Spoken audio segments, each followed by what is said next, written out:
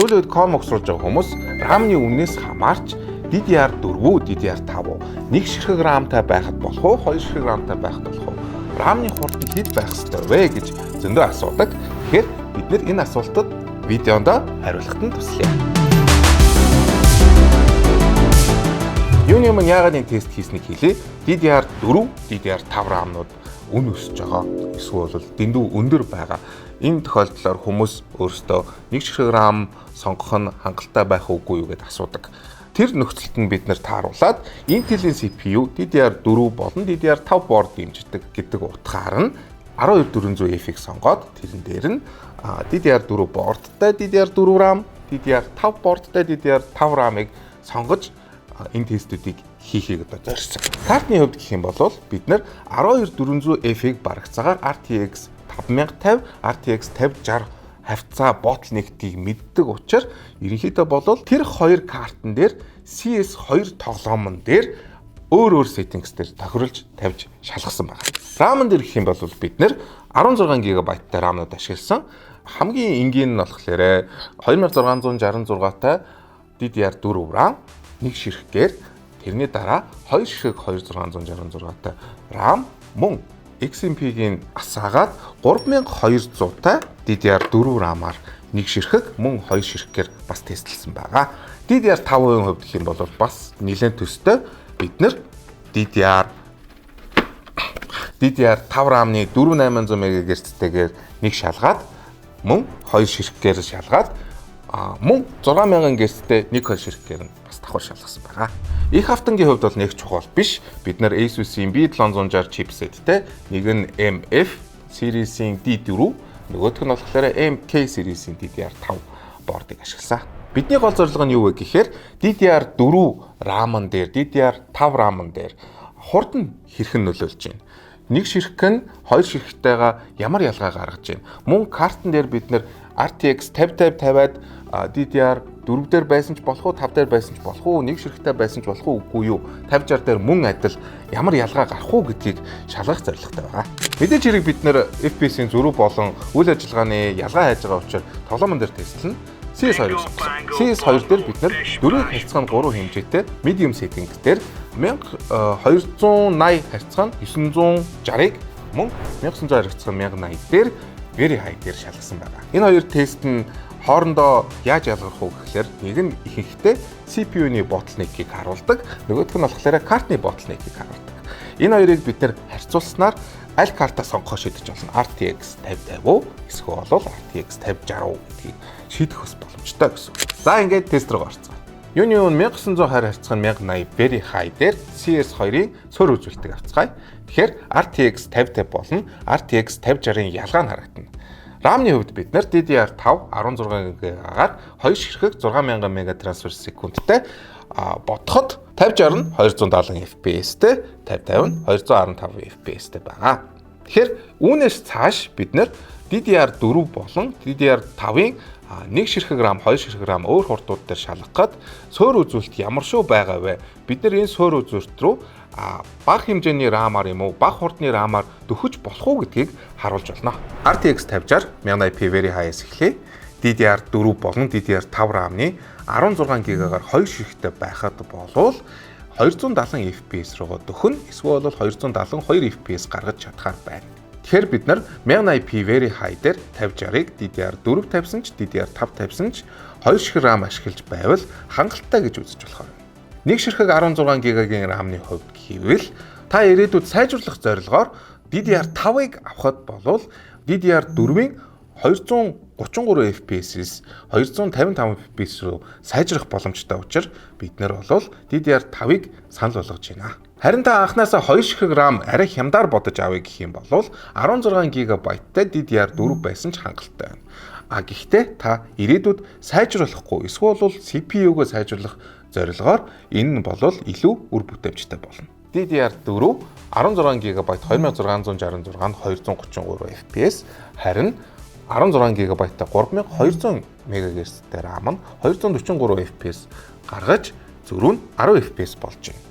Харин DDR5 дээр мөн адил 16 GB-тай 4800 6000-тайгаа 10 FPS-ийн зөрүү гаргаж байгааг бас давхар харах боломжтой. боломжтой.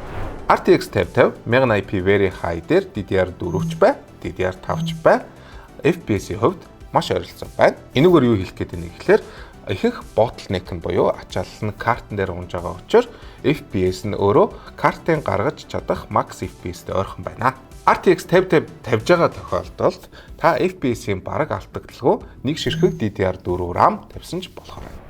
12400F 1280 960 medium дээр жишг FPS нь RTX 5050-х 412, RTX 5060-х 404 байна. Эндээс хэд хэдэн сонирхолтой зүйл ажиглагдсан. Тэр нь RTX 5050-ийн FPS нь 5060-аас өндөр байна. Яагаад ингэж байгаа вэ гэхээр Nvidia-гийн driver overhead буюу CPU-ны ачаалал нь картнасаа хамаарад өөр байж болно. Тэгэхээр RTX-ийн 5060-ийн CPU-нээс шаардж байгаа ресурс нь 5050-аас өндөр байхаар өөрөө bottleneck-ээс болоод FPS нь арай бага байна. Өөрөөр хэлбэл CPU bottleneck-снээс болж RTX 5050 нь 5060-аас илүү гарчлаа. 1280 960 medium дээр RTX 5060-ийн хувьд жишг FPS нь 16 GB-аар 2 ширхэг 6000 MB трансфер дээр 404 FPS байсан болвол миний санал болгож байгаа нь DDR5-тай 1 ширхэг 16 GB 6000 MB трансфертай байвал үзүүлэлтийн хувьд 386 FPS гаргаж жишг үзүүлэлттэй маш ойролцоо бөгөөд арай хямд тусгаар болж чадна. 1 ширхэг 16 6000 МГц-тэй DDR5 RAM-тай ойролцоо болохын тулд та DDR4 сонгох юм бол 32 GB-тай 3200 MB RAM-тай байвал 373 FPS буюу DDR4 дээрээ тулгаж авч иж ойролцоо үзүүлэлт гаргана. Харин хамгийн хямдаар RTX 5060 дээр 1 ширхэг RAM тавиад 288 FPS гаргаж байгаа нь уул нь болвол гаргах ёстой байсан RTX 5060-ийн 1080p Very High 270 FPS-тэй ойролцоо байгаа боловч тоглоомны үзүүлэлт нь хамаагүй муу байна. Энэ системийн хязгаарлалтыг арилгахын тулд та дахиад нэг ширхэг RAM тавихад л үзүүлэлтийн хувьд 351 FPS гаргах боломжтой. RTX 5050 хамгийн сонирхолтой нь CS2 дээр дөрөв харьцах нь 3, 1280 харьцах нь 960 medium дээр DDR5 хамгийн өндөр гаргах үзүүлэлт нь 2 ширхэг 16 GB-тай 6000 MB трансфер дээр 412 FPS-тэй байгаа. Энэ үзүүлэлттэй ойртохын тулд та RTX 5050-ыг 1 ширхэг 16 GB-тай 6000 MB трансфертай болгоход 391 FPS хүргэнэ. DDR4 дээр энэ үзүүлэлт рүү ойртуулахын тулд танд 16 GB-тай 2 ширхэг RAM нийлээд 32 GB-тай 3200 MHz-тай RAM байх юм бол мөн адил 391 FPS хүргэх боломжтой. Бидний тестэлж байгаа 12400F нь тодорхой үед bottleneck гаргана гэж хэлсэн. Тэгэхээр CPU-ний bottleneck нь энэ тоглоомн дээр 4-ийг харьцах нь 3 medium дээр гарч ирэх боломжтой. Картны хувьд өөрөөсөө RTX 5050, 5062 дээр тестлэхэд RTX 5060 нь RTX 5050-аас FPS бага гаргаж байгаа. Яагаад гэвэл driver overhead нөлөөлж байгаа. 12400F дээр тохирох график карт нь 5060 байх юм бол та өөрийнхөө нэгтршлыг нэмэх нь зүйтэй. Харин та заавалчгүй 4-ийг харьцах нь 3, 1280 харьцах нь 960 medium юм уу low дээр тоглохоор байвал таны карт RTX 5050 байвал хангалттай. RTX 5050 авахдаа та DDR4 байна уу, 5 байна уу голох шаардлагагүйгээр сонгоход асуудал гарахгүй. Харин та заавалчгүй RTX 5060 авнаа гэх юм бол 12400 дээр тоглож байгаа нэгтршлаа дээшлүүлэл зүйтэй. Тэгэхээр 1920 харьцах нь 1080 эсвэл 2K эсвэл та 1080p дээр medium юм уу түүнээс дээш high very high-ийн зарим тохиргоонуудыг сольж аль болох тэр 380 гэсэн FPS дотор тохируулж гэхдээ үзэмжийг дээшлүүлэх боломжтой гэсэн. Ингээд тестүүд нь дуслаа. Та энэ тестнүүдээс юу авч болох вэ гэхээр та аль картыг сонгосон 12400F дээр DDR5 1 ширхэгтэй RAM эсвэл болвол DDR4 2 ширхэгтэй 3200 RAM авбал зүйтэй юм байна гэж ойлгож байна. Мэдээж тэр үзүүлэлтийн тоглохгүй гэсэн ч маш ойрхон үзүүлэлтийг арай хямдаар гаргах боломжтой гэсэн үг. Нөгөө талаас та тодорхой арай бага нэгтршил дээр үзүүлэлт багаар гэхдээ өндөр FPS гаргахын төлөө тоглож байх юм бол RTX 5050 хангалттай юм байна. За тэгэхээр том асуултнуудад орцгоё. DDR4-ийн 2 ширхэг 3200 MHz-тэй RAM та авах юм бол 16-тай 6000 MHz-тэй DDR5-ын RAM авахтай ойролцоо FPS CS2 дээр гаргаж чадчихжээ. Мэдээж энэ үзүүлэлт нь зөвхөн 12400F болон ойролцоо CPU-нүдэд хамааралтай.